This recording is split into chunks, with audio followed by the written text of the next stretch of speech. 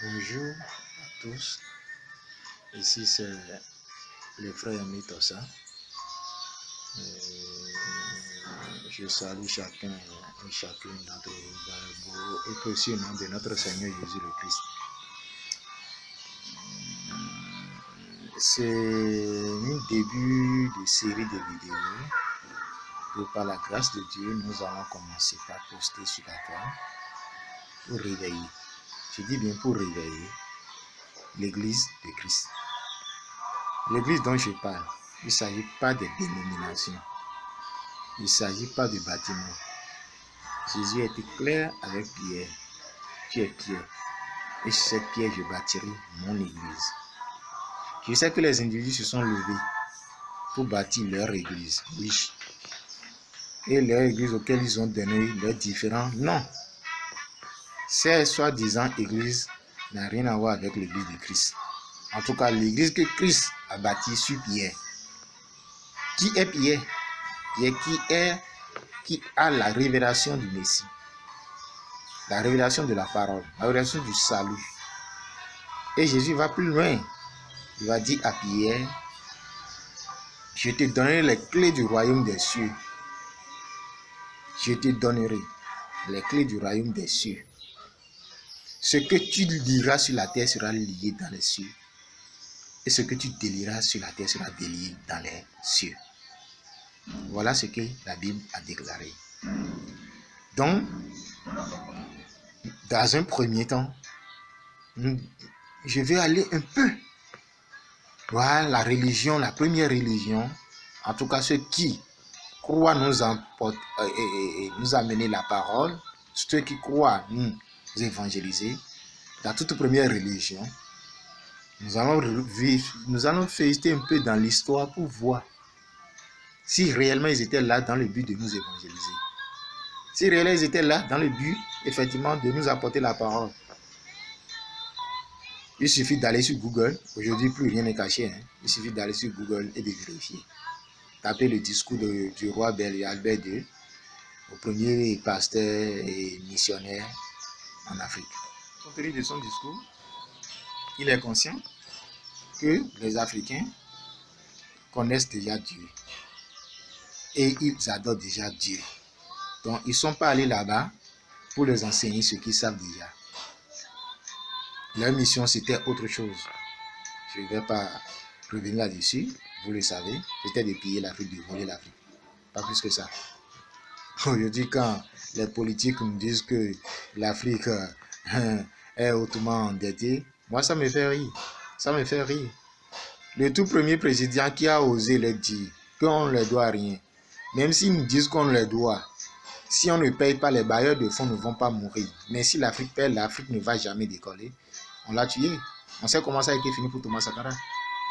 Ne pensez pas que je suis venu faire de la politique. Je sais que de la politique, c'est de la merde. J'en ai rien à foutre. Mon royaume n'est pas d'ici-bas. Tel l'a déclaré Christ. Donc, nous, chrétiens, nous savons que ce qui se fait sur cette terre, nous n'avons rien à faire. La terre est gouvernée par la reste des vipères. La terre est gouvernée par les descendants de Caïn. Nous sommes conscients, nous chrétiens, nous sommes conscients. Mais par contre, les insensés ne sont pas conscients. Ils s'allient et ils font des unions, ils font, je ne sais pas, l'écuménisme, voilà. Et ils se mettent ensemble, oui. Mais l'Église de Christ ne va pas se mélanger avec n'importe quoi. Parce que nous, notre Dieu est xénophobe. La raison pour laquelle dans Genèse, il a rejeté l'offrande de Caïn. Pour escroquer les gens, certains disent que Caïn a offert de la pourriture. Qui vous a dit que Caïn a offert de la pourriture? Allez bien vérifier les Écritures. Allez bien vérifier les Écritures. Caïn a offert les fruits de la terre. Ce que la terre lui a donné, c'est ça qu'il a offert. C'est ça qu'il a donné à Dieu en offrande. Mais Dieu ne peut pas accepter son offrande parce qu'il n'est pas de Dieu, point. On va pas, les Juifs viendront et nous irons en détail dans ces choses-là, vous allez comprendre. Donc, mon but, c'est de réveiller l'Église de Christ qui s'est endormie. Matthieu 25, 1 à 6. Nous allons commencer par la base. Donc, voici ce que la Bible déclare dans Matthieu 25, versets 1 à 6. Je lis. Alors le royaume des cieux sera semblable à 10 vieilles qui, ayant pris leur lampe, allaient à la rencontre de l'époux. 5 d'entre elles étaient folles et 5 sages. Les folles, en prenant leur lampe, ne prennent point Dieu avec elles. Mais les sages prient, avec leur lampe de l'huile dans des vases. Comme l'époux tardait, toutes s'ensoupirent et s'endormirent. Au milieu de la nuit, on cria, voici l'époux, allez à sa rencontre. Amen. Voilà ce que la Bible a dit. Observons le verset 6. La Bible dit, au milieu de la nuit, on cria, voici l'époux, allez à sa rencontre. Au milieu de la nuit. Je dis, nous allons revenir sur ces détails-là. Donc ici, c'est la voix de minuit, Matthieu 25, 1 à 6. Le message que nous allons voir ce matin, le titre de ce message est intitulé « Le vrai baptême ». Puisque c'est la base du chrétien, ça. C'est la base de la foi. Jésus a dit dans Matthieu 28, « Allez faire de toutes les nations des disciples. » Allez faire de toutes les nations des disciples. Baptisez-les, au nom du Père, du Fils et du Saint-Esprit. Et enseignez-les tout ce que je vous ai enseigné. Oui, c'est clair. Mais aujourd'hui, Christ a bien laissé une feuille de route. Il a confié sa parole à certains. Les apôtres, qui ont eu le temps de nous écrire, nous avons les actes des apôtres là sous nos yeux. Mais pourtant, chacun se lève aujourd'hui et va bâtir son église auquel il donne un nom. On appelle les dénominations. Nous, Matthieu 25, 1 à 6, nous n'avons rien à voir avec la dénomination ni avec la religion. Nous sommes la voix de minuit, la voix qui a crié, réveillez-vous, voici l'époux.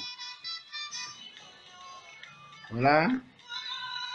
Donc, le Christ, par le baptême en sa mort, afin que comme Christ est ressuscité des morts par la gloire du Père, de même, nous aussi, nous soyons ressuscités avec lui et marcher en nouveauté de vie.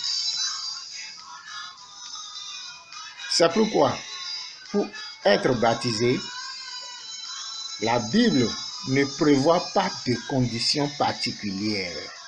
La seule condition, c'est de croire uniquement à l'évangile des apôtres. Quand les apôtres prêchaient l'évangile, les conditions climatiques étaient réunies. Ils baptisaient automatiquement. Acte 2, verset 38-41, Acte 10, 44. Même ceux qui avaient fait un faux baptême parce que, ayant écouté un faux évangile, on les rebaptisait. C'est ainsi que dans Acte 19, verset 1 à 7, Paul a rebaptisé 12 personnes qui avaient reçu le baptême de Jean et qui n'avaient donc pas reçu le Saint-Esprit. Le baptême de Jean était un baptême de repentance et d'eau qui ne procurait pas le Saint-Esprit. D'ailleurs, Éphésiens 4, verset 5 précise bien les choses. Il y a un seul Seigneur, une seule foi, un seul baptême. Cette précision d'Éphésiens 4, verset 5 est de taille.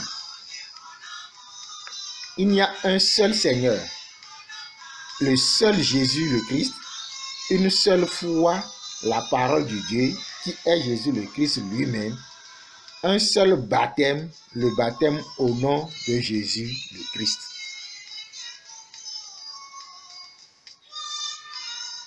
Quiconque fait un baptême qui n'est pas conforme au rituel des apôtres n'a pas fait de baptême. Point. On comprend bien. Si je vais faire un baptême qui n'est pas conformément à la parole de Dieu, c'est un baptême. Je vais citer quelques exemples. Par exemple, le baptême des bébés. Qui a baptisé Jésus quand il était bébé? Auteur, le grand maître béni, le Seigneur Jésus-Christ de la Sainte Bible. Instrument du travail, son humble serviteur Zapadadi, Étienne. Marc 16, versets 15 à 16. Puis il a dit, allez partout dans le monde et prêchez la bonne nouvelle à toute la création. Celui qui croira et qui sera baptisé sera sauvé. Mais celui qui ne croira pas sera condamné. Dans ces versets, 3 mots-clés retiennent notre attention. Croire, être baptisé et sera sauvé. Il faut remarquer que Jésus le Christ a dit cette phrase aux 11 apôtres uniquement. Pour être sauvé, il faut croire d'abord à l'évangile tel que les apôtres ont prêché et ensuite être baptisé conformément à la doctrine des apôtres il est donc clair que toute personne qui ne reçoit pas, qui ne croit pas au véritable évangile des apôtres n'est pas baptisé. C'est clair. Selon Romains 6, versets 1 à 4, le baptême veut dire être plongé complètement dans l'eau, c'est-à-dire mourir avec Jésus le Christ et être enseveli avec le Seigneur Jésus le Christ.